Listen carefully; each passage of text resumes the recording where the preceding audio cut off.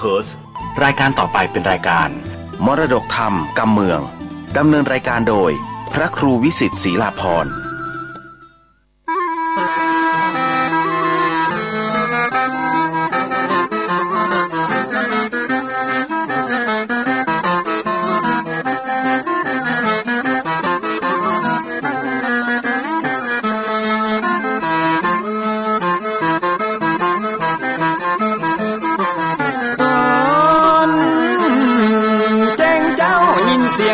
ขันก่อนปีตะวันจะขึ้นขอบฟ้า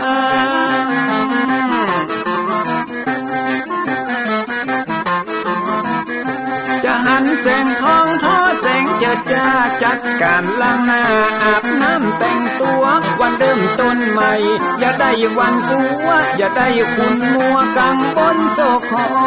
น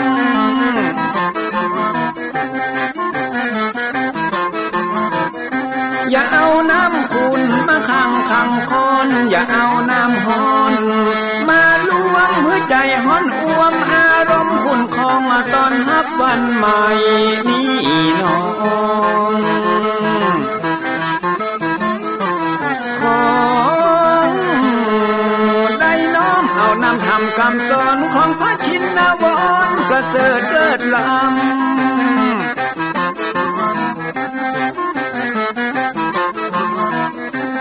จุงจิตใจฮือออกจากธรรมบ่ฮือด่างดำโศกเศร้ามัวมองแสงแห่งธรรมะนั้นเป็นแสงทองส่องใจเรื่องร้องตึงวันค่ำเจ้า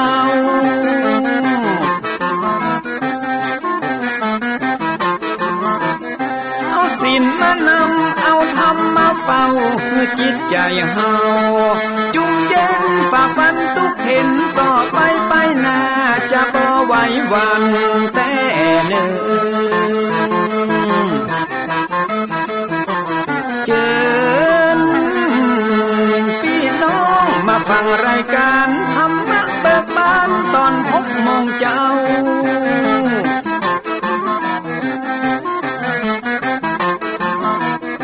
ฟังธรรมปื้นเมืองอันเป็นแบบเบาท่านพระครูวิสิทธิ์ศรีลาภรณ์ตั้งใจเจ้าคณะตำบลป่าแดดนอนในเจ้าอาวาสวัดวังสิ่งคำตนนี้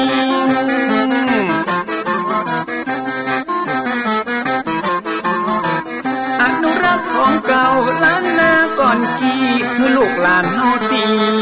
เกิดมาด้วยกันรักษาของดีเก่าเกือได้อยู่กู้ถิ่นล้านนาฟังทำแล้วของแผ่วจิตใจเหมือนป่าอยู่ในนาทีล้านน้ำ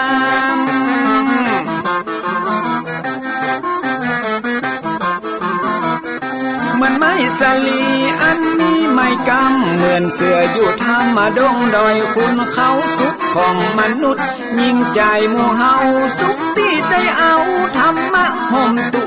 ม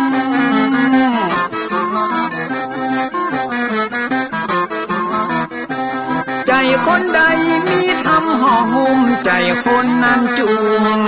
ใจบ้านมันอยู่วิมานเวียงวังจันแก้วบ่มีในเต้าแล้วน้อง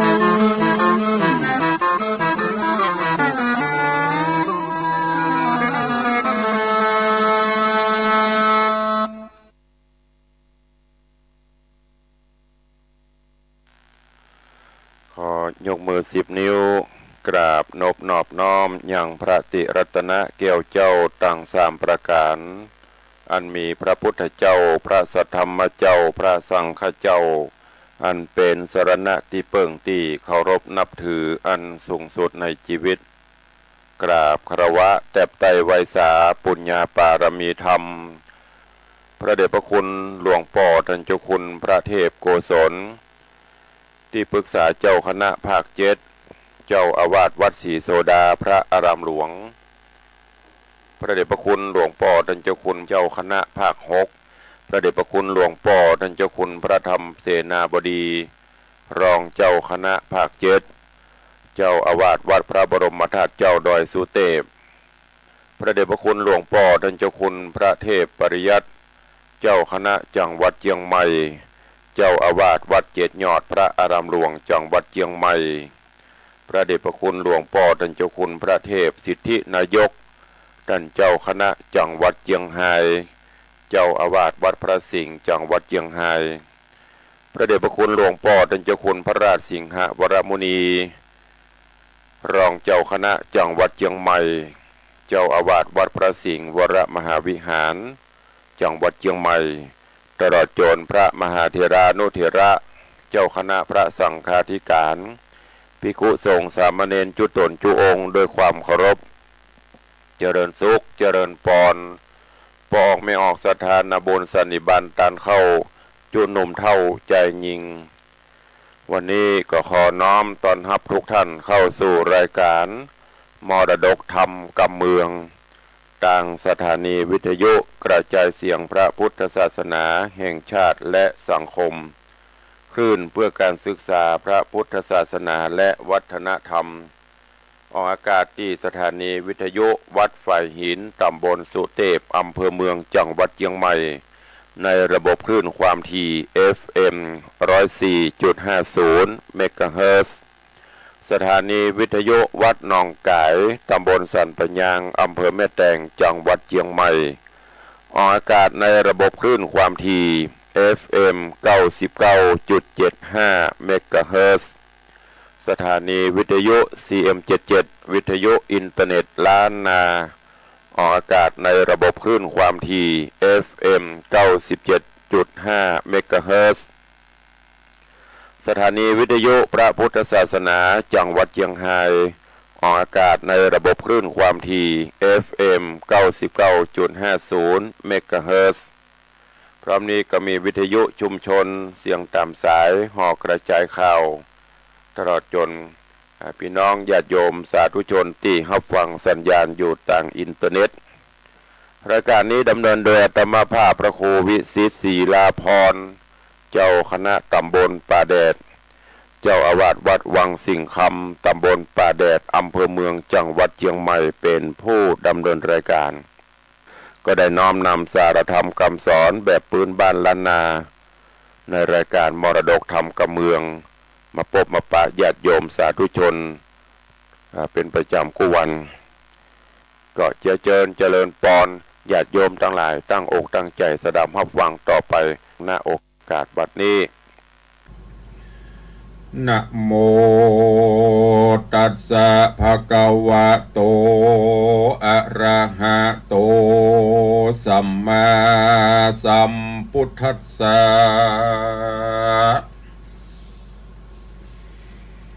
โสราชังลาปิตวามหติญาเสนาญาอัตโนนาครัสสะนาอาคมานัฏฐาญาติสาทะโบดุราสัพปุริสตังลายตั้งยิงและใจจุผู้อันทาอยู่ดาฟังนิยายยังไปแล้วพระตนแก้วจริงเตสนาวาโสรัชชังตรพิตวาดังนี้เป็นตนว่าภิกขเวดูราภิกขุสงฆ์ตนทะรงสินใสสะอาดเจือนักปราชญ์ทะรงญาณส่วนโจติกุมารนอดเดากันได้เป็นเจ้าภาพปาราน้อยรัฐาเมืองใหญ่มีชื่อได้ว่ามายุรนครกับสลีบังอ่อนนาดน้อยงามชื่นจ้อยประธานลีลาเต้ากันิงหาบ่แล้วยังป้อแม่แก้วสององค์อันอยู่คงต่างห้องประเทศต้องโมระวตินกรใจอาบอนคำเจ้าจริงปานางนอดเดาประธานลีลาไปทุนสาขาใบซึ่งเต่าไทยกิจมณีไขวาตีบอกเราว่าข้าลูกเต่ากิตนา มาคือเติงหาพ่อแม่อันอยู่แก่แดนไกลจักเอาใส่ใจน้องแก้วงามผ่องแผ้วประธานลีลา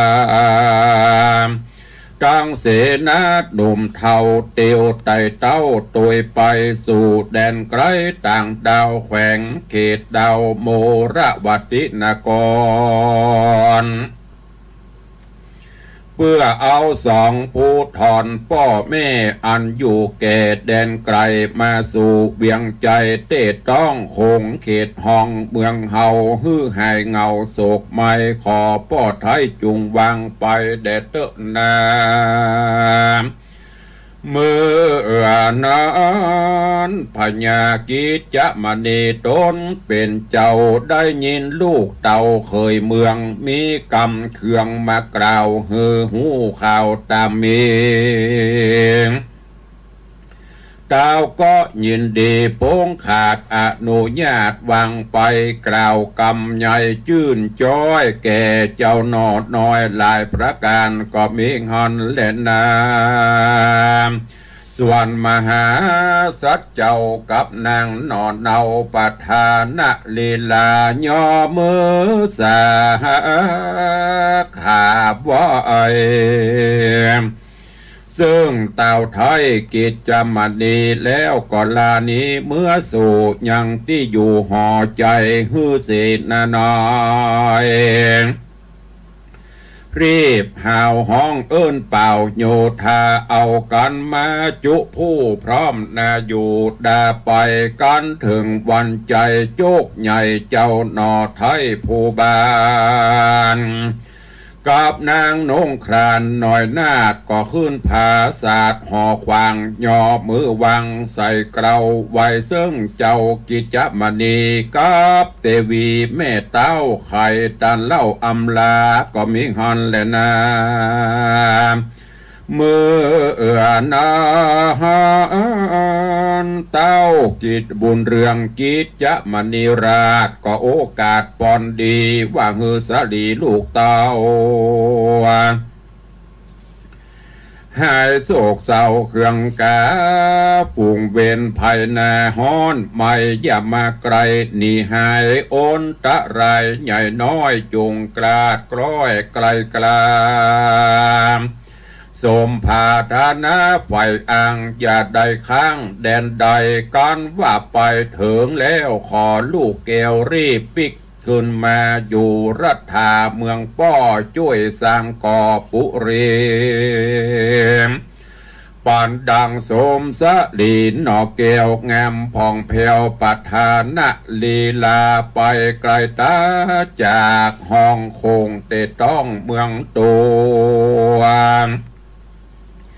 อย่าได้เมามัวประมาทอย่าได้ขาดกำยำแยงจุงฮักแปงผัวเจ้าทุกคำเจ้าเอาใจตั้งคนในพ่อแม่ตั้งเท่าแก่ลุง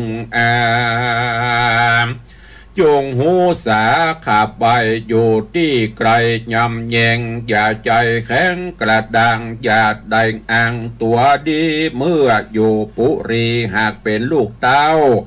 เมื่อตกต่างดาวแดนไกลก็คือดังไพร่ไตคาคอยขอ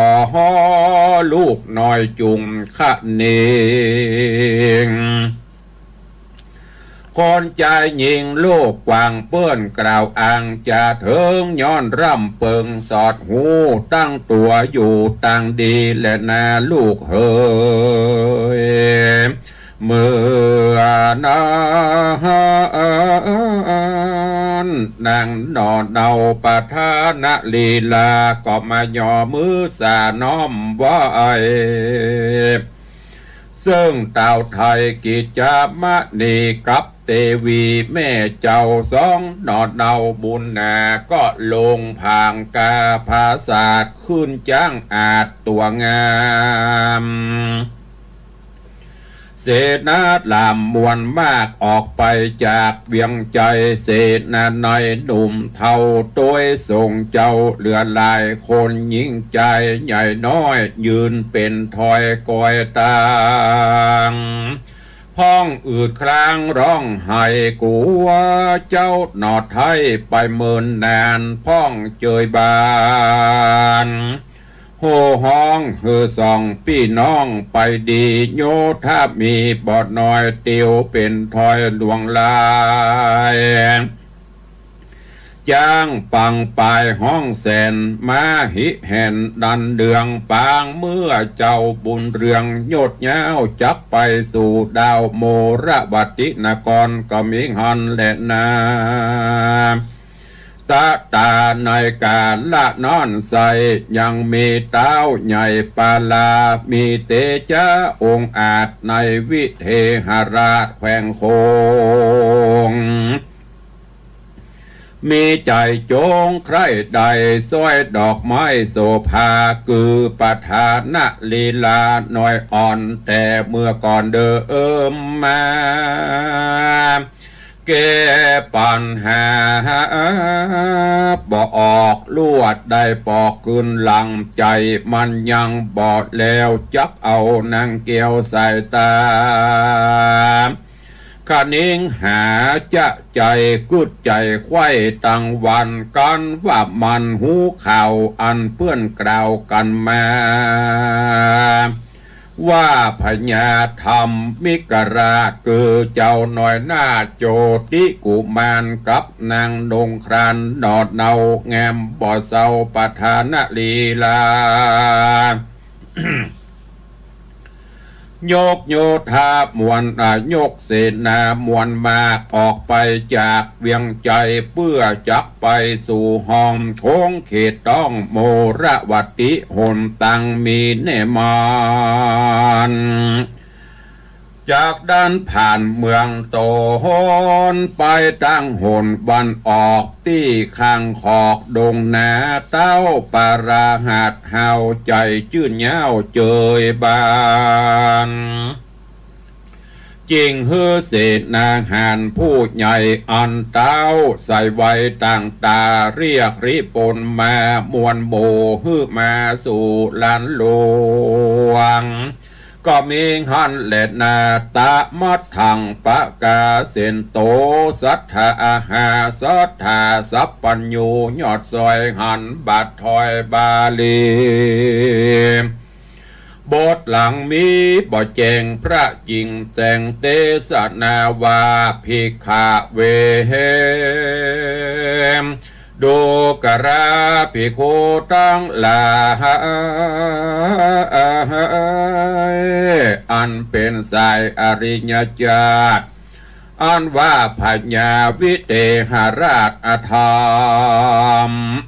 ใจอาธรรมได้ยินกรรมเปื้อนกล่าวว่านอเตาธรรมิกราชาปาเศษนามวลหมู่กับนางกลิ่นกูประธานลีลาเตียวตั้งมาแน่มันลัดผ่านดันดงไพรเพื่อจักไปสู่ห้องประเทศต้องโมละวดี หนตั้งมีเป็นจ้องเตียวผ่านห้องเมืองตนไปตั้งหนวันออกตีข้างขอกดงดำต้าวอาธรรมหูแล้วใจพ่องแผ่วเจยบานจริงเรียกเสนาหานผู้ใหญ่มานั่งไกลไข่จ้าว่าดูกาลาเสดนาเหยผู้แกว่นจุงลูกแล่นไปไวตีกองใจเป่าห้องไปตัวห้องปาราฮือโยธาจุผู้ไหลหลังลูมาปานเครื่องไผ่มันอย่าขาดเกิดหมอกนาดดาบผ่านลาฮือเอามาจุโพอย่าได้อยู่สักคนหมูรีปนหมูรีปนมาจ้างฮือแต่งหางเร็วไวเฮาจักไปรบภาพกับเต่าปราบปลาตังสุดวาปันนาเสนาผู้ใหญ่ย่อมือใส่กลางหัวคดย้ายตัวรีบหาวตีกองเป่าเร็วปาน เสียงกองนั้นมีกองพับตัวห้องเบียงใจก็มีฮันและนาจุมคนหานตัวดาวฟังเสียงเป่ากองใจเขามีใจจื่นสูมาเป็นหมู่เป็นสายพ้องสปายสีนาดกำดาบวาดดาฟันพ้องเอายันมัดคาดว่าคำนาดวันแดงพ้องใส่เสื้อแดงแต่ไทยแบกหอกใหญ่เป็นสายโยธาลายอ่าน16,000เต้นตื่นกันมาเต็มอาณาขวางเต้านันสะเศร้าตั้งเมืองโยธาเรืองสี่หมู่พร้อมนาอยู่ดาไปเจ้าจอมไตวิเตหราชก็ขึ้นจ้างอาจโอตัวองค์อาจมงคลนำรีปนม้วนมากออกไปจากเวียงใจเศษนาดไหลเป็นตากือจ้างมาและคนหานรถเจียงคันเป็นเส้นมาดีดเต้นเป็นสายจ้างปังไปห้องแสนกวานผู้แกวนย่องคอกำขอรอกงัดงางโยธาอังฟันแต่งจากำแข่งรบภาพถือหอกดาพาลาเต็มมักกะจะจืดฝุ่นฟุ้งมืดไปบนกันเถิงไพรสนปากวังหิมตาตั้งมาเต้าผ่านลาวิเตหราชก็ฮืออมัดโยธา ตั้งเศษนาจูโพจังจุงยังอยู่หิมตังก็มิงหันและนาตัดสมาตัดสมิงคะเนน้อยขนาดนอนเล่าอันว่าเจ้าเจียงคานคือโจติกุมารตนองค์อาจกับนางน้อยนาฏประธานลีลาจังเสนาอ้อมบาดไผ่บอกวาดสัญญาว่ากลางดงหน้าป่าไม้ไผ่ยะใหญ่จักมีเต้ายินดีโห่ห้องเสียงสนั่นกองดงพรายเตียวตั้งไปจะใจเถิงตี้เต้าใหญ่วิเตหราชาเอาเสนาจ้างมาเกิดอยู่ท่ากลางดงก็มีงอนแลนะเมื่อนาพญาวิเตหราชก็ฮืออำมาตั้งตาไปใครจะบอกกล่าวแก่นอเต้าธรรมิกราชาว่าบัดนี้พญาวิเตหราชตนองค์อาจโดยฤทธีอาจยามีมารอดเหือเต้ายอดบุญควางป้าเอานางดอดเนาไปถวายต้านเจ้าเร็วปันแม่นบ่ปันนางนาหัวต้านจะขาดกลางโดงเสนาว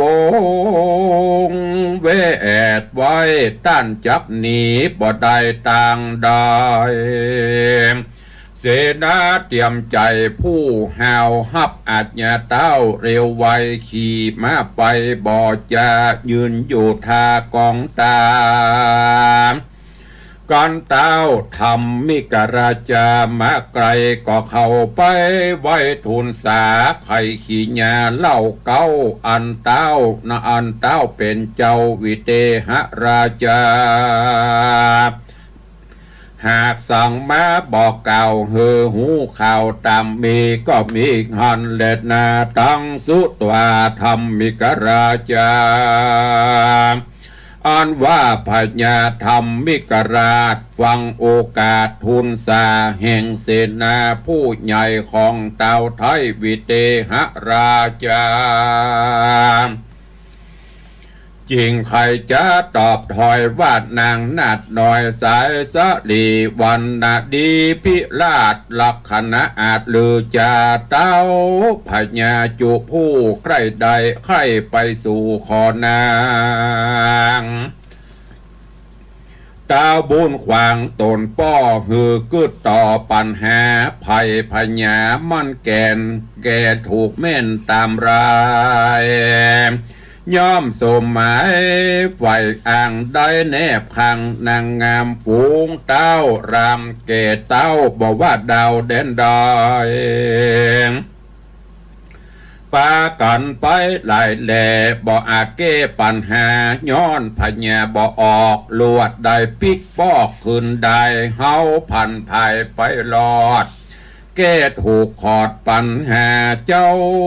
ปาลาตนปอมีใจมอดยินดีจริงปันสะลีหนอไทยฮือเฮาได้ยังนางเฮาบ่วางปันขาดแก่เต้าราชเมืองได้เฮาบ่ไปขาบไว้ซึ่งเต้าไทยปาลาเฮาลัดดงนาป่าไม้มาจะใจหลายวันเพื่อจักผันไปสู่ยังที่อยู่โมระวตินครและนาส่วนวาเสนาผู้เท่าฟังกำเจ้าไข่จามก็รีบมาโอกาสแก่เต้าวิเทหราชตามมีก็มีหันและนาโส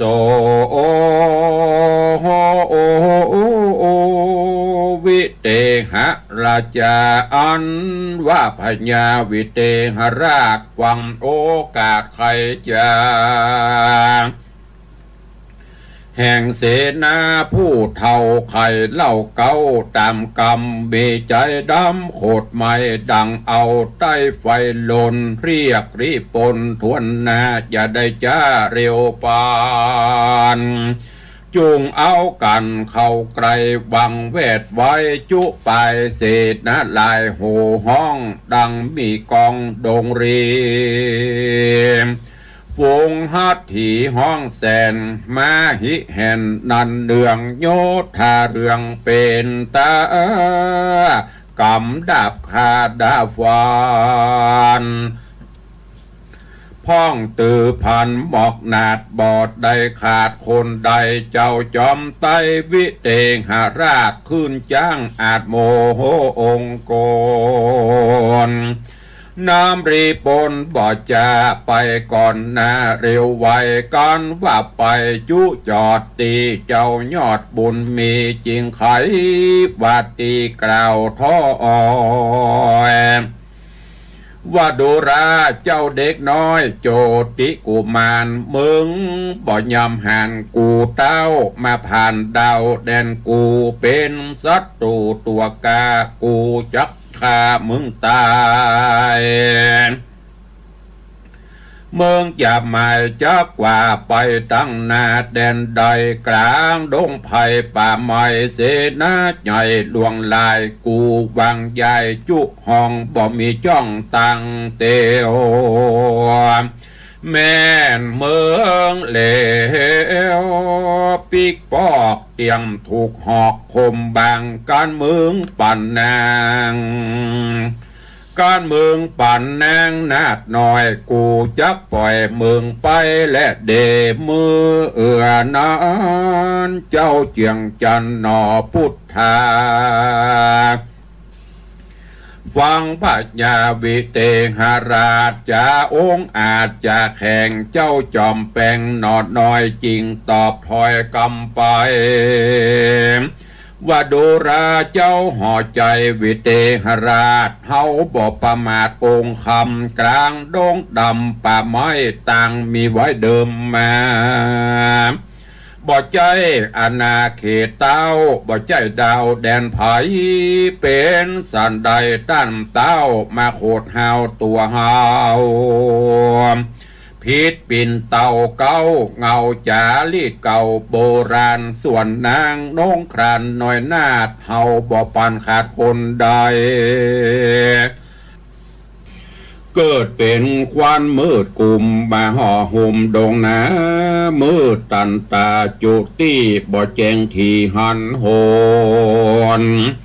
นอตาสะปนตนองอาจละนึกสวาดมนต์ไปหันแจ้งใสดังเก่าเต้าบาปเศร้าวิเตหราชาเป่ามนมาบอดจ้าเป็นเมฆฟ้าไปบนเกิดเป็นฝนแห่ใหญ่ตกลงใส่นำนานอพุทธาเจียงเจ้าก็สวาดเป่าอาโคมเกิดเป็นลมปัดวาดหือฝนขาดตันตาเต้าปาลาวิเตหราชก็ซ้ำสวดมนต์ใจเกิดเป็นไฟ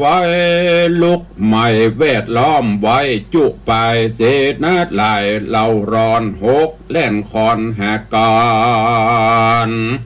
เสียงเรื่องนันสะโสฮ้อนบะโวเรือหลายเจ้าบุญภายนอลาก็มาเป่ามนต์กราเสิงสาเป็นน้ำมาบอดจาทางจากฟ้าเรียวไวลงใส่ไฟจุกำฮือมอดซ้ำหายตาเจ้าปาลาวิเตหราชโคตรขนาดสุดใจเต้นขึ้นไปไว้วาดอยู่อากาศไปโบนบอกเฮรีโปนทวนแนว่าสูอย่าจ้าเร็วปันจุงเอาการจุงเอาการงำเข้าคายังเจ้าโจติกุมารตึงนางนงครานน้อยหน้าตั้งอำมาตย์โยธา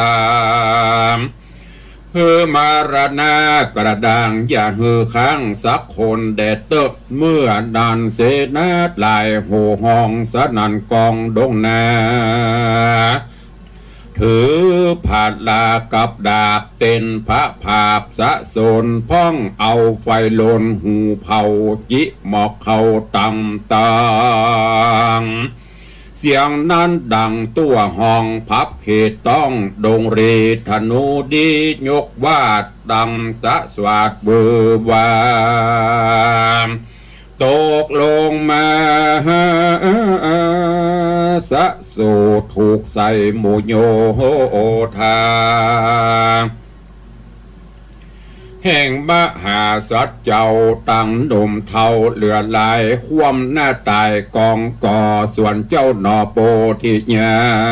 ณก็ฮือเสนาหารมวลหมู่ไหลเข้าสู่ศัตรูสองฝ่ายจูรบผาบถือหอกดาบฟันแตงต่างคนแข่งใจจ้าบ่ฮู้ว่าไผเป็นไผพ่องพัดมนไปกลางหมู่พองกำหอกยูยันกันเสียงกองนั้นบอกขาดเสียงหมอกนาดเป็นสายต้นไม้ลายปุดขาดล้มลงฟาดปัทภีหมู่หัตถีจางมาเล่นเข้าใส่จนกันงวงก็พันงายอกวันพุ่งออกสะโซนนอตาจะปนตีใบนึกขวาดใดมนดีอันระสีผู้เท่าสอนบอกเจ้าเดิมมาจิงเป่ากาถาวิเศษเพื่อดับเหตุอนตรายบ่สมาย สักสิ่งภัยญะยิ่งถมแหนย้อนพญาวิเตหราชขึ้นสู่อากาศไปบนคมหัวต้นเต้าไทยมนอันใหญ่ลวดเสียยำเจ้าคุณทำโต๊ะขป้าพอไพรฟ้าเสนาหันบางตาขนาดเจ้าบ่อาจอดใจจริงเอาธนูใจวิเศษอันใดจากเขตบ่อราศีสวดมนต์ดีเข้าใส่วาดธนูใหญ่ยิงไปเส สียงดังไก่มีกองสะนันห้องดงดันธนูคานองค์อาจสายปุดขาดดังพิงเจ้าบุญปิงโศกเศร้าจริงเอาไม้เต้าวาดพระพายรีปนหลายตั้งหมู่บ่เหลืออยู่สักคนก็มีหันและนาเมื่อนาพญาวิเตหราชอยู่อากาศเวหาหันเสนามวนหมู่ล้มเต้าลูกตายกองมีใจมองกั้งแกนโกธาเนนกุมใจจริงยิงถ้าโนใจองค์อาจจากอากาศลงมาถูกนางประธานลีลางามแง่ปิดร้ายแผ่เต็มตัวนางกอดผัวนอไทยปากบ่ได้สักกำนางแก่นไทยลวดมอละนานอพุทธาพันเผาหันนางนอดเนาเตวีตายเป็นผีกระดังตกที่คังกาญาแสนโศกาโศกมาอดบอดใดเหลือใจจริงเอาไม้เต้าใสวิเศษจี้ขึ้นเขตไปบนเวหาเพื่อฮือถูกพญาวิเตงหาราชเหือมรนาฏลงมาเต้าปาลา บาปกาบอดใดจ้าเร็วไวนี้ไปไก่เลี้ยวโลดได้หลายโยดกันนาลวดหายตากว่าจอยเจ้าหนอน้อยพอบ่หันนายยินผิดใจบอดแล้วจริงเอาธนูแก้วใส่สีแป้งใส่ดีใส่ไม้ยอมือใส่เกศาสวาคาถาบ่เศร้าดันใดจากเจ้าปอลาสีไขวาตีกล่าวถอยว่าธนูน้อยเตรียมใจเมืองจุ่งไปอย่าจ้าไปตัวข้าเต้าพญาแล้วจุ่งป่ามาสู่ยังที่อยู่ตนกูเจ้าบนโจก็ยอธนูยิงวาดขึ้นอากาศเร็วไวธนูใจบอดจ้าปุ้งขึ้นฟ้าหายตาไปตัวหาเต้าบาปอันลีขาบอยู่หนไกลเสียงดังไปล่องตัวแห่งห้องไปโบนไปเถิงโตเต้าโอเท้าแล้วปักเข้าหัวใจเต้าจังไรวิเตหราชก็ตกจากอากาศเวงหาถูกโยธาตัวเก่าที่ไกลเจ้าบุญมีก็มีหันเลดนาอันว่าพญาธรรมิกราชเกิดเจ้าน้อยหน้าโจติกุมารหันนางนงครานกลิ่นกูความหน้าสู่มรณา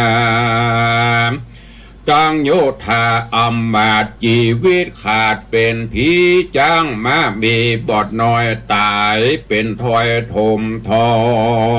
งน้ำตาน้องไหลหลังเหือปุทางเป็นสายเจ้าจริงเอาไปไม่เต้าจีนางนอนเนาปะทานาลีลาตังโยธาอำมาตย์อันมรณาติงตายจ้างปังไปหลายหลากมาเกี่ยวมากนำนาลวดลุกขึ้นมาจุผูกบ่ค้างอยู่สักคนจางมงกลมาเกี่ยวขึ้นมาแล้วจุตัวเจ้าซ้ำกลัวเป็นบาปจักขนาบตัวตอนจ จิงจักพันจี้ใส่เสนาใหญ่โยธาตังพญาวิเตหะราชาอันโกยกลาดมรณาก็ลุกขึ้นมาเป็นเซนบอดได้เว้นคนใดและนาโสวิเตหราชาอันว่าพญาวิเตหะเต้าไทยกันโป้นได้จากตังตายย่อมือผ่าใส่กระเอาไว้ซึ่งเจ้าบุญมีใครว่าตีอ่อนซอยขอเจ้าหนอดหน่อยฮืออภัยเสนาได้จุโพเล่นมาสู่สัปปานเขาเอากันน้อมบาปไว้ซึ่งเจ้าหนอดไทยบุญนา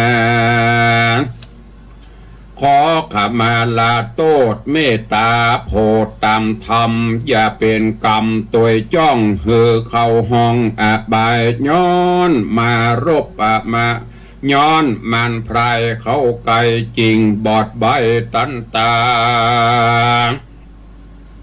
หบเจ้าฟ้าองค์คำใจมัวดำมืดเศร้าบ่หูเจ้ามีบุญขอเป็นคุณไปนาแดเตนาเมื่อนานเจ้าเจียงจันหนอพุทธาจริงใครจะกล่าวถอยด้วยกรรมจื่นจ้อยปิญาบดูราดันต่างลายเฮ้ยมวลมากเฮานี้หากวังเวนบ่ฮือเป็นกรรมเวนจ้องติดข้างของจันดานจุงสำรานจุผู้ปอกคืนสู่เกหาทุกเวลาค่ำเจ้าอย่าโศกเศร้าเครื่องขี้จุงหลีกหนีต่างบาปการกระยาบอย่ากระตามมาต่างศีลธรรมจุงเตียวไตอย่าละไว้มองได้จุงคงไว้เล่งสั่งยังตาตั้งตังสวรรค์ทุกคืนวันค่ำเจ้า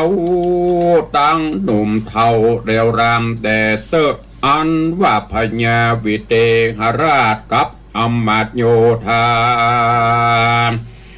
ก็มาย่อมือสาใส่กล่าวไว้ซึ่งเจ้าหน่อเจียงขานใจเจยบานจืนจ้อยไข่กล่าวถ้อยหน่อนาโหสามรามีกองสะนันห้องดงรีแล้วลาดนีเมื่อสู่ยังตีอยู่เวียงใจก็มีหันและนาตามาถังปะกาเซนโตสัทธาอาหะสัทธาสัพปัญโยตนเป็นครูแก่โลกจักไข่อาโภคบาลีบทหลังมีไปแก่งพระจิงแสงเทศนาว่าภิกขเวดุราภิกขุตั้งหลายอันเป็นสายอริยญาติอันว่าเต้าวิเตหราชปาลาฟังคำจ่าจื่นจอยแห่งเจ้าหนอน้อยโพธิญาณมีใจบานจื่นสู่กับตั้งหมู่โยธาย่อมือสาอภิวาทนพพระบาททุนสารปฏิญาณกล่าวถอยขอเป็นข้าคอยเต้าบุญจูแม้นมีศัตรูมาไกลที่เมืองใหญ่ปารามข้ามอาสารบภาพไล่ขนาบนีไกลเจ้าจอมไตวิเตหราชตั้งอำมาตย์และโยโอธาก็ทูลลาเมื่อสู่ยังที่อยู่เมืองตนฝูงรีปนเป็นเซนมาดีเต้นเป็นสายจ้างปังปายห้องแสนโยธาเล่นเป็นแปรก็มีหันและนา การปัญญาวิเตหราชป่าอำมาตย์เศษนานในห่างนี้ไกลไปแล้วเจ้าตนแก้วบุญนาคือพญาธรรมวิกราชตนองค์อาจด้วยสมปานมีใจบ้านยื่นจ้อยปานางนาดน้อยโสภาและเสนาหนุ่มเท่าเตียวไต่เต่าตามตังข้ามดงขวางป่าไม้ไปจะใจหลายบ้านยิงป่ากันไปฮอดยังเมืองยอดโมละบดีก็มีแลนะส่วนสองเศรษฐีพ่อแม่ฟังข่าวแต่ต่างไกลว่าใส่ใจลูกลาได้เป็นเจ้าฟ้าปาลานำเศษนาม้วนหมู่ปอกมาสู่ปุรีปีติมีจื่นยาวห้องเอิ้นเป่าคนน้อยตั้งวงใหญ่แก่เท่าออกไปฮับเจ้านอกปาลาป้อนดังพญาโมระวัติราชก็ฮืออำมาตังตาและเสนาหนุ่มเท่าออกไปฮับเจ้านอกเบียงใจคนลำไหลมวลมาออกไปจากเมืองควางเป็นมหาปังอันใหญ่จูผู้ใดจมบุญไหลมาหนุนจะจืดบ่อบดมืดตันตานอพุทธาตนองค์อาจก็ปาอำมาตย์เสนาตั้งประชาจุภูไหลเข้าสู่เวียงใจเสียงดังไปอดเอาตั้งแต่เจ้าถึงแลงเจ้าจอมแปลงยศใหญ่ก็มือเอาไว้ทูลสายังพญาตนองค์อาจสะบวยราชโมระวัติโมระวติตำจองเศรษฐีพ่อแม่อันตังหน้าแผ่กองหาตั้งไข่จากล่าวถอยโดยกำจื่นจอยหลายประการนอโปธิญาณแก่นไทยอยู่เมืองใหญ่โมระวดีกับสองเศรษฐีพ่อแม่เมินนานเกตหลายวันกวนดีพันกระพรากยิงออกปากจะไขขอปิตามันดาสองท่าเอาไปอยู่เฝ้าตัวตำตีหอคำภาษาทอันกว้างอาจงามตาในเมืองปาลาเตตองโค้งเขตห้องมะยุระวดีก็มีวันนั้นและนามูลาสัทธาเจ้าขาตั้งลาหายจุงฟังนิยายนี้เล่าจับต้องถึงสองเท่าเสียทีอันฟังกรรมดีทวนถูกแห่งเต้าลูกใส่ใจจริงจะไขตอบถอยโดยกรรมจื่นจ้อยปิญญาว่าโดราโบตาเหยลูกลาโบราณว่าจะสอนว่าแม่นอาพรอาวรลำบากโอดกลั้นอยากอาหารเป็นตุกผ่านเหลือแหล่โจรร้ายแผ่ราวีบ้านเมืองมีอุบาทบ่ได้ขาดเดือนปีจริงกว่านี้ลาพรากย้ายออกจากเมืองตนไปอยู่โหนแห่งห้องประเทศต้องแดนไกลอันหาภัยบ่ใดบ่ฮ้อนไม่เครื่องขี่เข้าน้ำมีหลายหลากฟ้าฝนหากอุดมจริงจักสมไฟอังบ่ห่างบ้างเสียสูมเป็นดังจุมพ่อแม่อันอยู่แก่เฮือนลาบ่โศกะโศกไม่บ่ทุกข์หะไล่การได้เงินคำใสลายหลากจ้างมาหากหลวงลายตังหัวควายข้าคอยมีบ่น้อยเหลือตา กังวงสาพี่น้องมีจุห้องปุรีเป็นสุขีแต่เล่าบ่โศกเศร้ากันได้กันหนีไปห่างข้างไปอยู่สังแดนไกลฝูงคนใดขาคอยตั้งใหญ่น้อยยิงใจญาติลายเหลือแหล่เข้าเตี้ยงนาเหตวยจอมเข้าของร้อมกองก่อจ้างมาพอเหลือลายดังหัวควายบ่อน้อยจักเป็นถอยตัวไปกำยากใจเดือดใหม่เตี้ยงเกิดใดมีมาเมืองปาลาดนี่เล่าเตี้ยงดังเปล่าขี่มองเหตุนั้นสองปอแม่จักอยู่แต่เมืองตนบอกกังวลไฟอ่างไปอยู่สั่งแดนใดขอใส่ใจลูกเต้าอย่าโศกเศร้าโศกาจุงปาโยธาไพรน้อยตั้งนางยอดซอยเตวีปอกสู่ปุรีเตต้องคงเขตห้องเมืองต้นย้อนกุศลมากกวางลูกได้สั่งแต่เดิมอ่อนจึงได้เป็นเจ้าวานกรภาพดาวได้เป็นเต้าภาพปลางพ่อแม่นี้นาบุญบ่ใหญ่จริงมาได้เป็นเศรษฐีคนโลกีจูผู้หากเป็นอยู่ตามบุญและนาเมื่อนับพญาธรรมิกราชคือเจ้าน้อยนาโจติกุมารฟังคำขานพ่อแม่หากแม่นแต่ดิลีการถึงวันที่วันดีเป่งปล่อยเจ้านาดน้อยนอพุทธา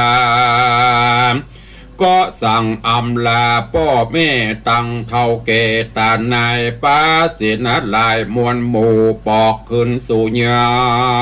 ง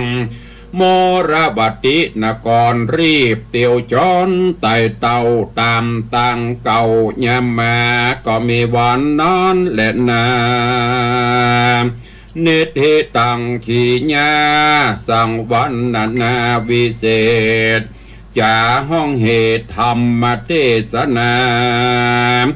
นางเก้าหันลำดับการมาถึงผูกวันที่7ก็บังโกม